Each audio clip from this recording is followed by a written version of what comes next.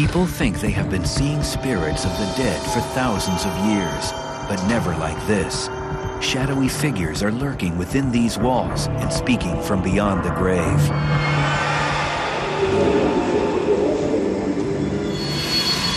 The active spirits of the long dead infest and haunt those who have had frightening encounters. Okay, whatever it is mad now. There are a few brave souls who dare tread this sacred ground, attempting to solve the mystery. They are America's ghost hunters.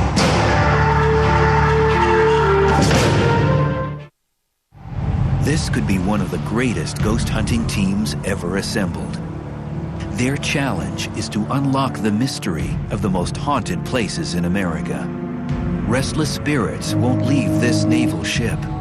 We heard a story that you were blown up with a cannon. Is that true? Mysterious voices are coming from the subterranean basement beneath this church. All the power's just gone out on my camera, period. This Native American burial mound has been disturbed and is tormenting the residents nearby. Wow. The long dead are said to be trapped in this underground city. And this abandoned prison, some claim, is besieged by the ghosts of men who waited here to die. I'm not willing to stay up here. Just across the Mississippi River from St. Louis, we've come to a small town with a history of murder, floods, disaster, and death, making it what some claim is the most haunted town in America. It may look like anywhere USA, but Alton, Illinois is besieged by ghosts, according to many of its residents. Troy Taylor is trying to shine the clear, cold light of history into the dark and deadly mysteries of the hauntings of today. It's the events of the past that really add up to create the hauntings that we know today. He's not just a big fan of real-life ghost stories. He's an author who's written over 28 books on the subject. In the world of ghost hunting, Troy's approach is decidedly unconventional. Instead of opening crypts, he starts by opening a doorway to the past. My thought is that if I can find historical proof that a place is haunted, I can really show genuinely that it's haunted. I don't use a lot of technology or gadgets. What I mostly deal with is the history. We've come to Alton because Troy has learned about a bizarre double haunting happening in, of all places, a friendly local church. What makes this haunting one of the strangest Troy has ever encountered is that even the pastor believes the church is haunted. The Unitarian Church came to my attention from one of the members who belonged there. She'd had a strange experience in the church, and soon she began to discover that there had been people dating back quite a few years who'd been having the exact same experiences that she had had. In order to determine what horrific events of the past might be provoking spirits to haunt the church today, Troy takes us to meet this woman, Peg Flack, the church historian. Come on in. Hey. Tell me a little bit about this room, because you told me, I think... The building has a long history. It was originally built as a Catholic church.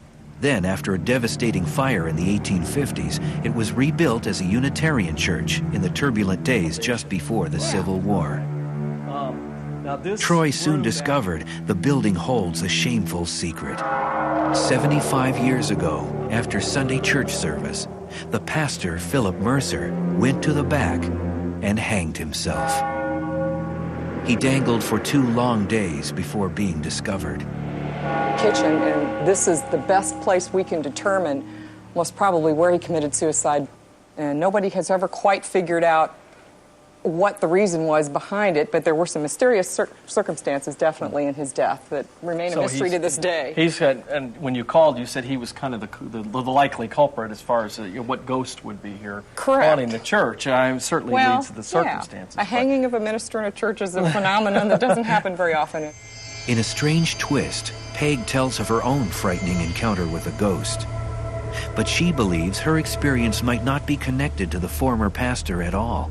She thinks it originates from a different source, one deeper, one older. I'm standing there by the sink, and all of a sudden I get that back of the neck prickly feeling like, oh, what's this mean? And I stuck my head out, and I felt that something was in the sanctuary. And I heard all this laughing and talking downstairs and thought, oh, there are people in the building. This is wonderful. I'm not here alone. And I came to the top of the stairs, and I yelled down the stairs, hi, this is Peg, who's here? And all the voices and all the talking and all the laughing stopped. And I thought, okay, I'm leaving now. Other church members have told Peg that they too hear voices coming from beneath the floor. But Troy isn't ready to enter the musty, dark warren of cramped, interconnected passageways that make up the basement. When he goes down there, he wants to be armed with history. He needs to know more. Troy takes us here. It may look like a community library, but to Troy, it's a ghost hunter's best tool to unlock the mystery behind a haunting. Vaulted in the back of the building is a room which holds the best collection of local Illinois history.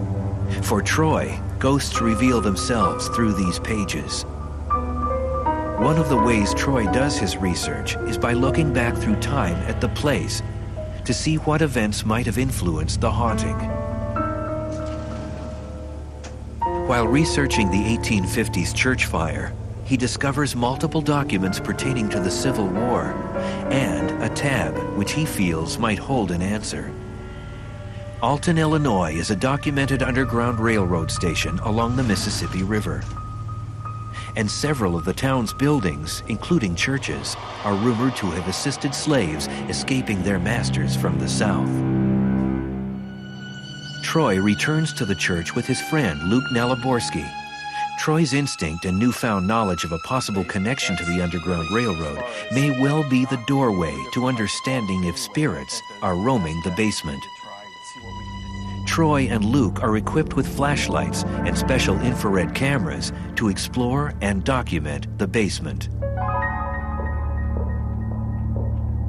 Just watch your head coming up through here. I want to take a look over here first.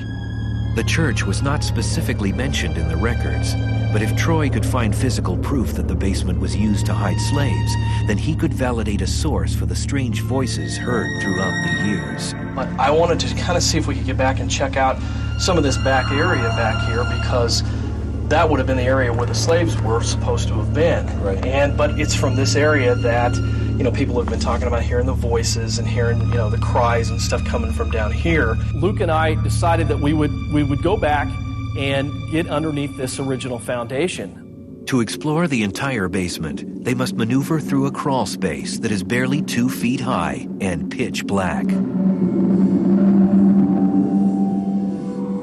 They hope to find proof of a secret room that could have hidden slaves. When we return, Troy finds a clue that helps unlock the mystery of the haunted church. Can you see it? Yeah. Ghostly voices are captured on tape.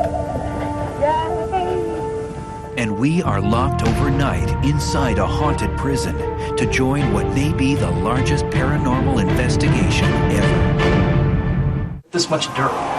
So the ceilings would not have been quite so low. Troy Taylor and Luke Naliborski are wriggling in the dark crevices beneath this 2-century-old church with the hope of finding a secret room that could have hidden slaves during the days of the Underground Railroad.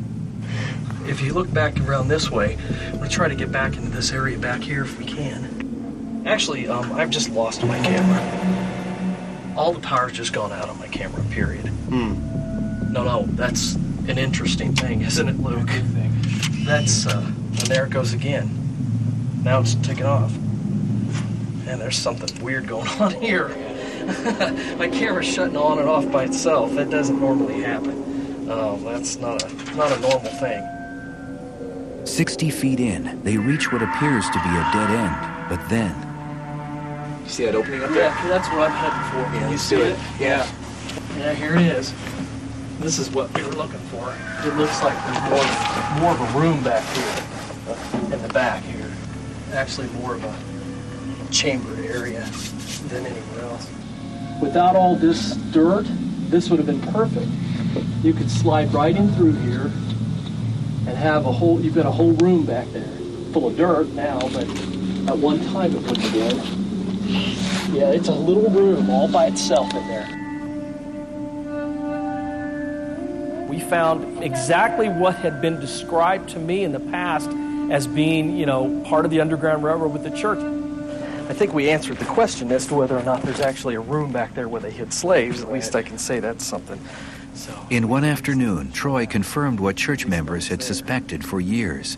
There is a hidden room located exactly under the spot where people have reported hearing voices. Of all the activity and the tragedy of the Underground Railroad that took place down there in that basement, I believe has left an impression behind. So the First Unitarian Church, I believe that through history, I've been able to prove is haunted. So what is the best proof that ghosts exist? If you can interview people who've lived at a location over a period of years and don't know each other and have all encountered the same ghost, then historically speaking, you've just proven that there's a ghost there. But Jim Underdown, a skeptic from the Center for Inquiry West, disagrees. Any place that has a reputation for being haunted, people then go to that reputation looking for ghosts and interpreting any noise or anything they see as being a ghost which they already think is there. If you ever visit Alton, Illinois, you might want to attend the church where some believe the congregation consists of both the living and the dead. Perhaps it is not the human mind that is best equipped to locate the paranormal. Some claim the ultimate ghost investigator has pure animal instinct and 4 legs instead of 2. Meet Abe, the ghost-hunting dog. Scientific study confirms that the Canis familiaris, or common household dog, can see, hear, and smell more than 10 times better than mere humans. These super senses are why dogs just might be the best method for sniffing out a ghost. Abe, a 95-pound Rottweiler, and his handler, Katie, are involved in a long-term experimental project, setting out to prove that trained dogs are the ultimate paranormal investigation tool. We started taking him along on investigations, and we would watch his reactions and try to correlate them with the reactions we were getting or readings we were getting on some of our instrumentation. Abe is not just a household pet. He's been trained as a seeing eye dog, a tracker, and has over 50 hours of paws-on experience with Seven, a North Carolina organization started by 7 supernatural investigators. What we do in an investigation is we'd load up all of our equipment, load up the dog, and head out to the site.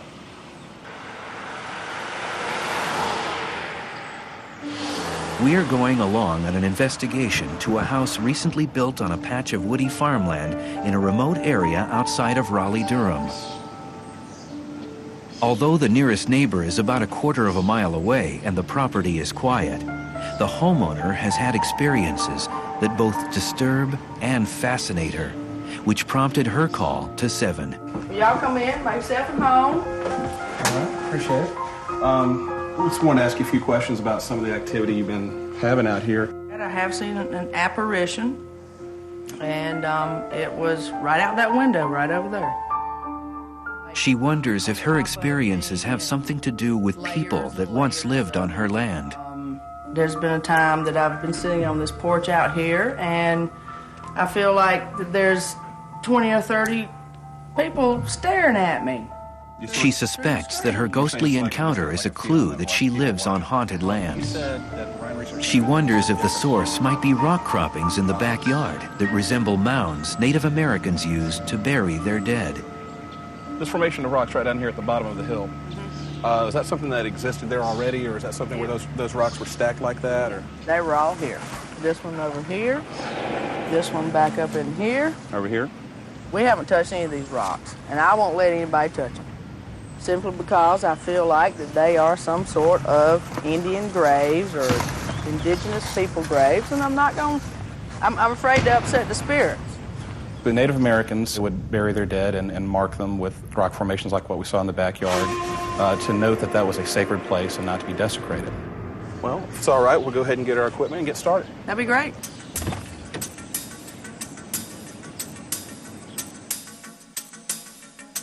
And what I'm going to be looking for is for him to stop and turn around and touch me, or stop and look at what is bothering him. That's kind of the look we're looking for right there. I'm sorry. Are we in a hurry to get down the stairs?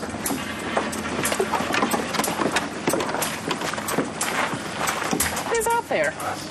When they hit the backyard, surprisingly, Abe seems to pull right towards the indigenous rock formations.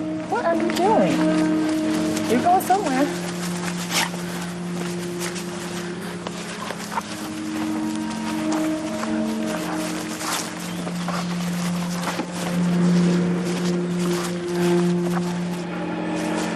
What is it, Abe?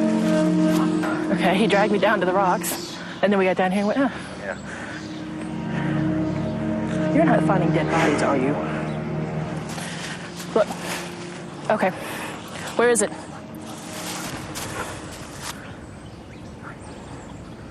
Where is it? Abe's intense stare is exactly the signal Katie is looking for. His deep focus on an unseen object doesn't fit normal dog behavior and is a reaction rarely exhibited by Abe. He wants Katie's attention.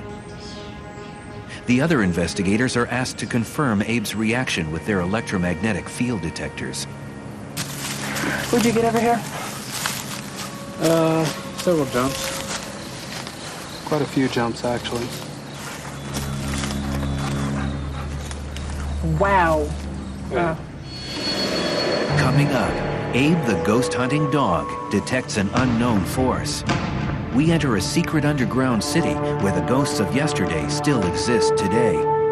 And the spirits of Al Capone and other former prisoners are still lurking throughout this abandoned prison. I know. Where is it?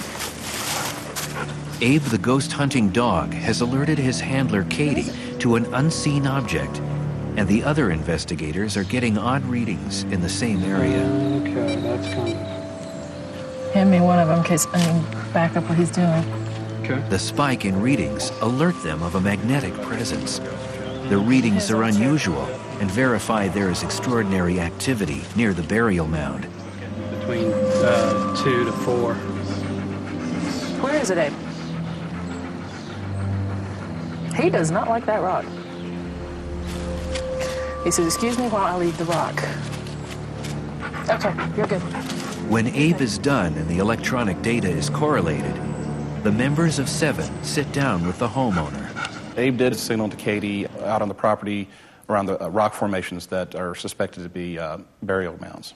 Judging from what we've seen here tonight, I definitely would say a follow-up is warranted. Abe seemed to confirm what the homeowner had suspected, that her home is haunted. If investigators like 7 can indeed detect a ghost, what are they detecting? And what is a ghost? We know that when a body dies, that energy has to go somewhere. Human bodies have an electromagnetic field. We're looking for those fields with our equipment. We're looking for those fields with Abe. Jim Underdown, a skeptic, questions the use of dogs. The real question is, what is actually going through the dog's head? Dogs may be staring into space, they may be having reactions about things that seem mysterious to us, but since we can't read his mind, we don't know what that logical explanation is. It's the desire to explain the unexplainable that drives ghost investigators. They hope that over time, they will learn how to properly harness the power of animal instinct. Do the spirits of long-dead sailors haunt the musty recesses of this ship that once fought bloody battles with pirates and slave traders? Can technology, available to anyone, decode the voices calling to us, beckoning, begging us to listen? What was it? Tanya Hacker and Tammy Wilson are expert ghost investigators. Their specialty is the collection of EVP, electronic voice phenomena, or what you and I would call ghosts talking on tape. Most EVPs are picked up on a lower hertz level, on lower frequency, similar to what a dog hears. These sounds can be captured on tape recordings, and upon playback and when amplified, we can hear them. One of the eeriest EVPs that I've collected, I heard a male voice, and he's very mysteriously saying, "I am so close to the woman in the room." It was a complete sentence. It was very eerie. I've got one EVP where we were at a residential home. The residents were complaining that a lot of hostile things were going on, but we did manage to collect one EVP with a male's voice, very disgruntled, saying, "Thought you could record me, didn't you?"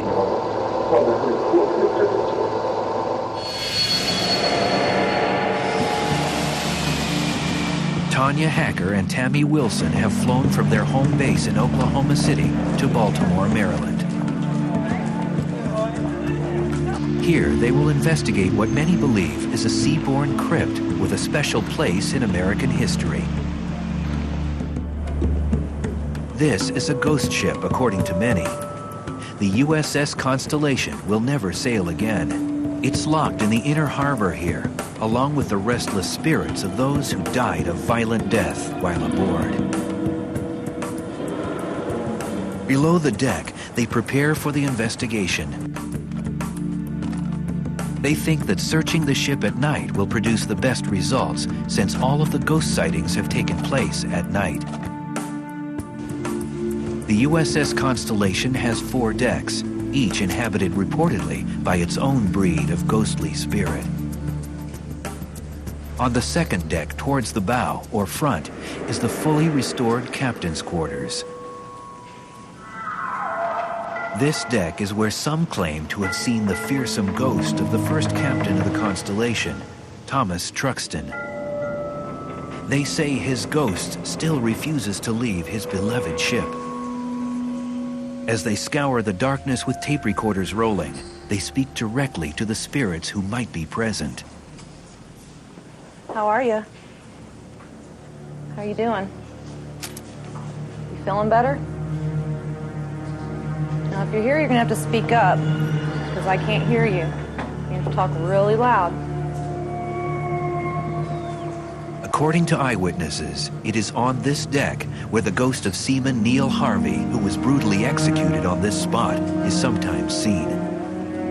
Convicted of treason and cowardice, Harvey was tied in front of a cannon and blown to bits. We heard a story that you were blown up with a cannon. Is that true? Did that happen to you?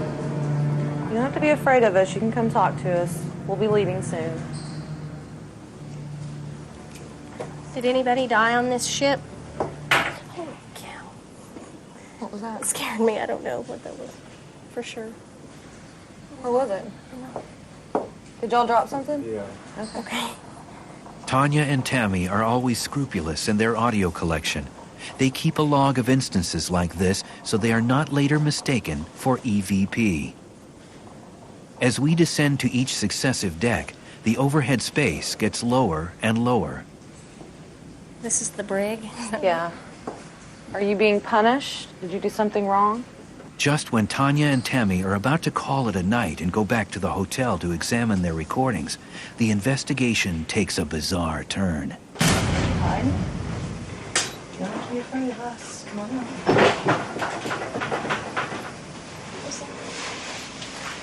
What is it? Did somebody go upstairs? Because we need to know what that noise was. Somebody go up the stairs a minute ago or make like a bouncy noise? I mean, I know you're not supposed to interact with us, but did you hear it? I heard something. Because the noise, it sounded like somebody ran up the stairs, kind of, or bounced on the floor. The ship is sealed off to the public, and we confirm that our entire crew is on the same floor, so the sound of footsteps on the stairs is a mystery. With the on-site investigation over, Tanya and Tammy's work has just begun. They won't know if they encountered a ghost until they thoroughly examine the audio-taped evidence they've collected. It takes hours of scouring the tapes for ghostly proof. In one section, they think they have found something. They replay the tape and boost the volume. The tape reveals what they were looking for. While they were visiting the captain's quarters, a mysterious female voice suddenly breaks the silence. With the noises that were surrounding us, we can't validate that as a ghost voice, but it was a very nice example of what could possibly be an EVP. If they have indeed made contact with the dead, you have to ask, are ghosts trying to reach us? A lot of times, if there is a ghost there, they are wanting to communicate. Either they're wanting you to to leave, or they're really wanting to have a conversation with you. Jim Underdown, a skeptic, doesn't see it that way. Human beings are pattern-seeking animals, and they look for meaning in things where there may not have been meaning originally. Is the USS Constellation really haunted? It is only more investigation that will tell us if the ship has become a floating wooden coffin for the undead. Next, ghost hunters from around the country join forces to solve the mystery of America's oldest prison, where spirits of the long dead are still confined today. Who you gonna call if you think you have ghosts? If you live in Seattle, the answer is the Amateur Ghost Hunters of Seattle-Tacoma. We are an organization that is determined to come up with scientific evidence that ghosts could possibly exist. Their common passion has brought them to Seattle's Pioneer Square, ready to descend through this doorway into Seattle's haunted past. This is where you'll find the town as it was abandoned in 1907, when bubonic plague prompted officials to condemn and bury the city forever. In this underground location, you will find a textile mill, a Turkish bath, and a gold rush bank buried beneath Seattle's streets. Some say the ghosts of yesterday still exist here today. Well, there's been a lot of reports of activity in these areas, from apparitions, from just people going in and having eerie experiences. These ghost hunters don't just focus on psychic sensing or otherworldly hunches. They go high-tech. Well, I'm one of the techs tonight, and we all have our specific jobs, and one of the things I fill out is a tech report here. Anything that he instructs me to do, that's what I start doing. I take pictures. I've got cameras. I've got a digital, infrared, still camera. Working the temperature sensors. It's basically a laser infrared detector, and that like right now I can check your body temperature. You're reading about 79 on the outside. Now that the group is ready to explore the underground, they want to make sure that the ghosts are ready also. Patricia, you want to lead it? We ask the spirits in the underground to please cooperate with us this evening. We'd like to communicate with you. We mean you no harm, disrespect. As the investigation begins, members of the group take digital photographs, making sure they focus on specific areas of interest. The group has selected a special spot for the primary part of the investigation. It's the underground's quietest area, located between an old hotel and Seattle's first theater. What makes an amateur ghost hunter's investigation different from other ghost hunting groups? It's a computer system they've developed called SPECTRE, which stands for Special Paranormal Energy Computer Tracking Research Equipment. They take electronic devices typically used to track ghosts and connect them to a laptop computer so that all the devices can be monitored at once. Each line on the SPECTRE computer screen represents a different sensor connected to the computer. The motion detector emits ultrasonic pulses and waits for an echo. The temperature probe lets us know of any temperature changes in the room. The voltage probe measures the consistency of the electrical current. The magnetic field sensor measures any changes in the Earth's magnetic field. And the finishing touch is... What we do now is we set up a infrared camera to monitor the whole setup, so we can vouch that nobody came in and tampered with the equipment. They tape off the section of the underground with SPECTRE so the system can take readings for an hour while they continue the investigation elsewhere. In the area of the old bank, they find something which might be paranormal in nature. Are you guys getting any readings through here? Yes, I'm getting something magnetic though.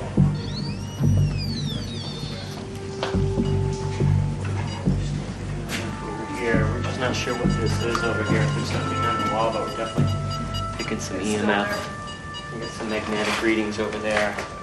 After an hour, the group returns to check the readings on the SPECTRE computer system to see if they have captured evidence of a ghostly visit. All right, let's see what we got.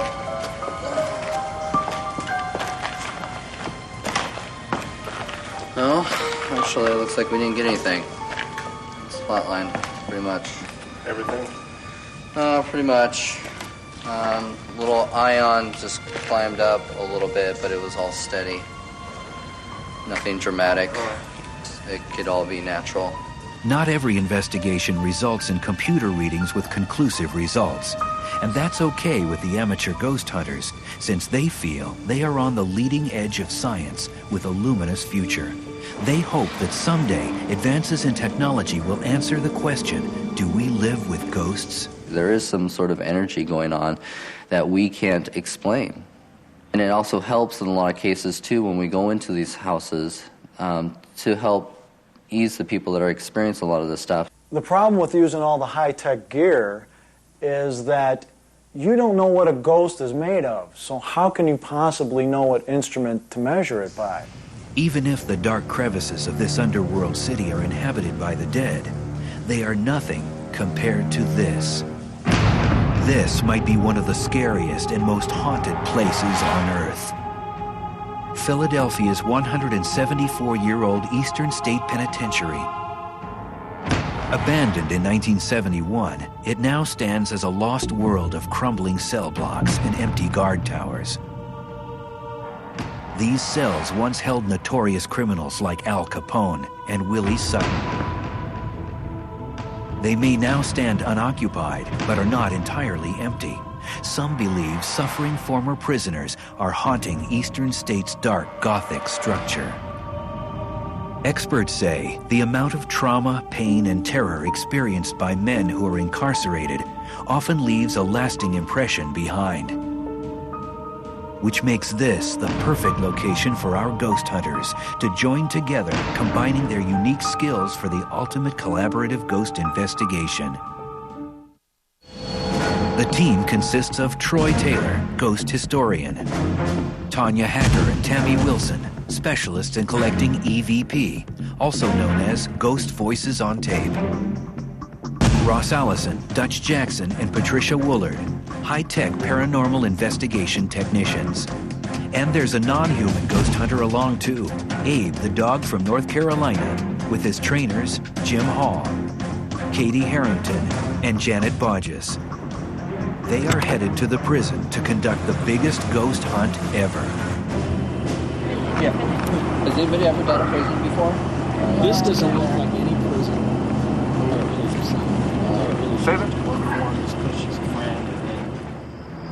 They must find and face the ghosts who are said to reside at the prison. It's 11 p.m. and they will spend one night locked behind these bars. By dawn, their ghostly encounter will be over. Troy Taylor, whose approach is finding historical proof that a place is haunted, has been preparing for months, researching the prison and its ghostly inhabitants. He must orient his teammates before the hunt begins at midnight. Okay. This wing that we're standing in here right now, this is cell block number 1. This is the oldest original part of the prison. The prison itself was designed to look like a medieval castle, and while today that's not really intimidating to most of us, back at that time in the early 1800s, people who were still fresh in this country, it was very, very intimidating to see a prison that had been constructed to look like a castle. This first cell really kind of gives you an idea, and you'll have a chance to go in more of the cells, but this one is really kind of a perfect example because you can actually see what the cell really looked like. The crumbling cold stone walls of the individual chambers are a testimony to the solitary years prisoners spent here. It's no wonder that visitors to Eastern State say they have seen shadowy, ghostly figures lurking throughout the prison. The Quakers put them in one-man cells. From the time they entered the prison to the time they left, they came into contact with no one. The solitary confinement caused huge outbreaks of insanity in this prison. At that time, the prison officials refused to admit the fact that it was the isolation and the solitude that was actually causing these men to become insane. High above the cell blocks is the Central Guard Tower. This is where you can see the entire prison, including the cell, which housed the notorious criminal Al Capone. One of the stories that a lot of people don't know about Al Capone is that he believed that he was haunted by the ghost of one of the victims of the St. Valentine's Day Massacre. Al believed to the end of his days, from the time he was here at Eastern State to the time he died, that he was haunted by James Clark's ghost. And it was here at Eastern State that the story actually got started. According to the legend, other prisoners actually would hear Al in his cell at night screaming, "Go away, Jimmy, leave me alone." The clock strikes midnight, and it's time for the ghost hunt to begin. At this point, the group splits up, and each team will investigate a different area of the prison using their own individual techniques. Ross Allison, Dutch Jackson, and Patricia Woolard, the high-tech paranormal technicians from Seattle, have brought the Spectre computer system they are known for. They want to set it up in a location where they have the best chance of capturing proof the prison is haunted. They have decided upon death row. To begin, Ross takes temperature readings, while Dutch takes the preliminary electromagnetic field readings.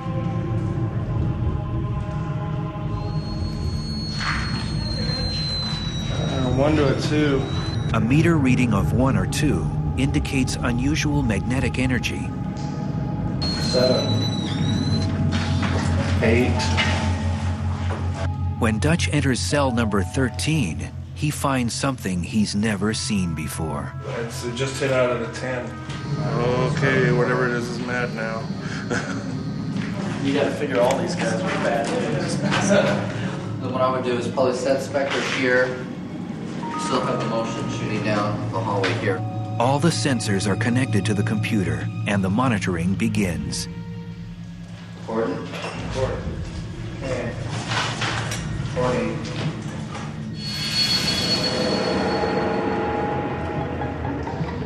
In another part of death row, Tanya Hacker and Tammy Wilson are questioning the spirits of former prisoners in an attempt to capture EVP, or electronic voice phenomena.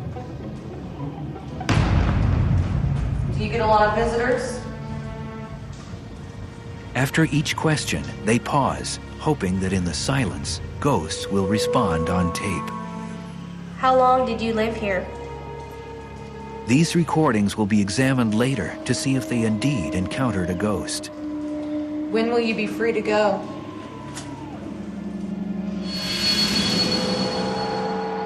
At 2 a.m., just below the entrance to the guard tower, Abe, the trained ghost hunting dog, seems spooked.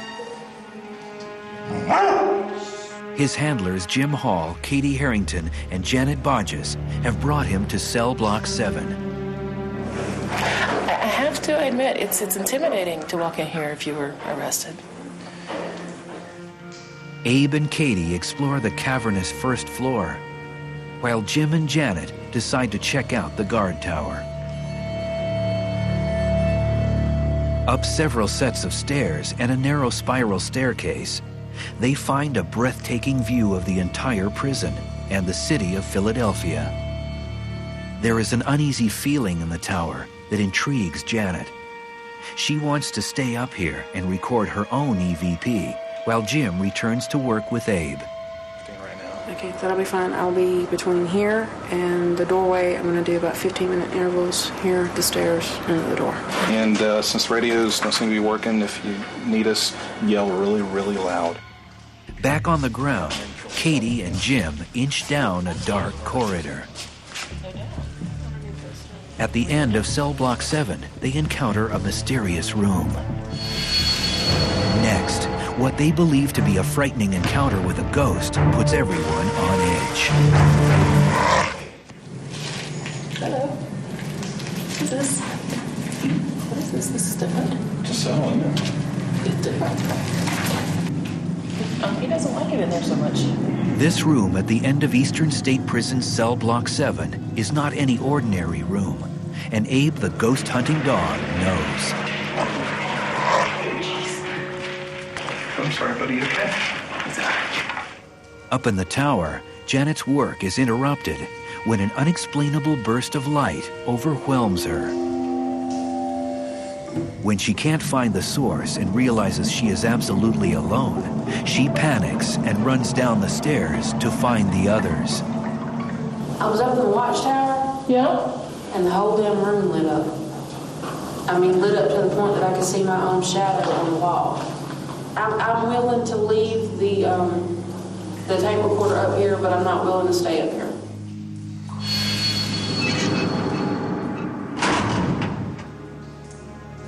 As the night gets later and later, the teams maneuver through the eerie darkness, careful not to let fear influence their results.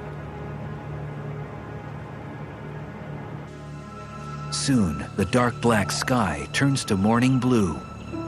It's 7 a.m., and everyone gathers in the prison yard. This is the first chance they've had to communicate their individual ghostly experience from the night. So kind of what I wanted to do is see what everybody did manage to either get or not get. I wanted to see what you guys had to say. What we were tracking was EMF, temperature, motion. The group from Seattle goes first, with results from the computer they set up in death row. And what we had picked up was a constant motion. Real, just steady as like a vibration, and which really didn't coincide with the area. We also picked up EMF spikes and also a few motion spikes too. What about you guys? Our main focus was to try to collect audio. Tanya and Tammy have reviewed their audio recordings and found what they think is a ghostly voice caught on tape. We were outside. We got a creeped out moment, and I'd mentioned, well, we can't be scared. And then you hear a small voice. We can't be scared. And it's very clear and it's very loud. But there were probably 2 or 3 different times that we got a little spooked. Okay, well, let's move on to you guys then.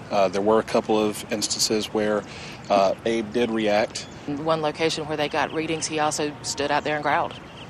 The third team member, Janet, tells of her frightening moment. In the watchtower, there was a little light that can't be explained as of yet. Tanya and Tammy are surprised because they too had an eerie experience in the same location. When we were coming downstairs from there, I kind of looked, but it was weird because we both thought it looked like somebody was sitting on the step. That's the exact place, same spot. All right, well, if that's everybody, I think that we've all got gear we need to get, and I think that a lot of people would like to get into a bed somewhere and go to sleep. So let's head on back, gather up our stuff, and we'll head on out of here. So, is Eastern State haunted? For most of the ghost hunters we met, the answer is yes. They claim it is the scientific evidence they collected that makes them true believers, and they are ready to defend their method of investigation. We try to eliminate any possible natural cause, and if we can do that and whatever's left over is unexplainable, that's something we consider positive evidence. Well, we do come across a lot of skeptics, putting us down. A lot of times they're not going to believe whatever you have to offer unless they experience it for themselves. It's extremely unlikely that ghosts exist in the first place. Is it possible? It's possible. It's possible that Santa Claus exists. Does the evidence suggest it? Absolutely not. Skeptics will try to debunk EVP. There are several outlets they choose that we're getting some kind of interference with cell phones, radio towers, airplanes, car stereos, things like that. How they can explain where you have a direct voice answering your question. The odds, I think, are just not there. I try to think of myself as an open-minded skeptic with the idea that maybe it's haunted, maybe it's not. I don't care going in, but I like to know what's going on when I leave. Have these investigators found proof that spirits from another time and place are interacting with us? One day, will their methods of investigation be accepted as conclusive proof? Until then, we can only wonder if ghosts really do exist in our mysterious world.